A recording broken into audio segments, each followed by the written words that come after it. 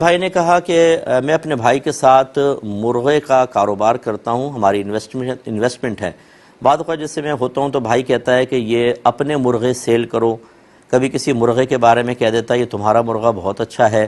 تو کیا اس طرح بھائی کے کہنے سے وہ مرغہ تحفتاً مجھے مل جاتا ہے، وہ میرا ہو جاتا ہے، شرکت کا نہیں رہتا؟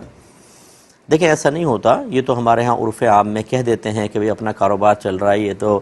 شرکت کی گاڑی ہوتی ہے لیکن تمہاری گاڑی جیسے رینٹا کار پہ چل رہی ہوتی ہے، رینٹ پہ چلا رہے ہوتے ہیں، تو اس طرح کہہ دینے سے ہبہ نہیں ہو جاتا۔ یاد رکھیں، ہبہ یعنی گفٹ، تحفہ، یہ تب ہوتا ہے کہ جب کوئی شخص یہ کہے کہ یہ چیز میں نے آپ کو تحفتاً دی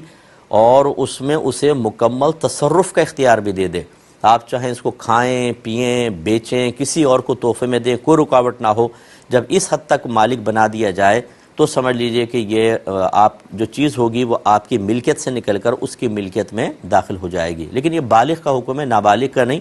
نابالغ کے لیے تو اگر ماں باپ کوئی چیز خریدتے ہیں، جیسی خریدیں گے اس کی ملک میں چلی جائے گی، چاہے آپ نے فزیکلی طور پہ اس کے قبضے میں نہ دی ہو۔ تو یہ اگر آپ کے بھائی نے کہا بھی تو ویسے ایک بات تو یہ شرکت کا ہے، کوئی بھائی کی مکمل ملکیت اس میں نہیں ہے بلکہ دونوں کی آپ کی ملکیت اس میں شامل ہیں۔ اور اگر آپ یوں فرض کر لیں کہ ہم نے دو جگہ مرغے رکھے ہوئے ہیں، ایک جگہ بھائی کے ایک جگہ میرے ہیں اور بکتے ہیں تو پھر ہم برابر شیئر کر لیتے ہیں، اس صورت میں بھی ایسا نہیں ہوتا کہ اگر وہ اپنے مرغے کے بارے میں کہہ دے تو آپ اس کے مالک ہو جائیں، جب تک کہ وہ آپ کے قبضے میں دے کر مکمل تصرف کا اختیار نہ دے دے، وہ مرغہ بھائی کا ہی رہے گا۔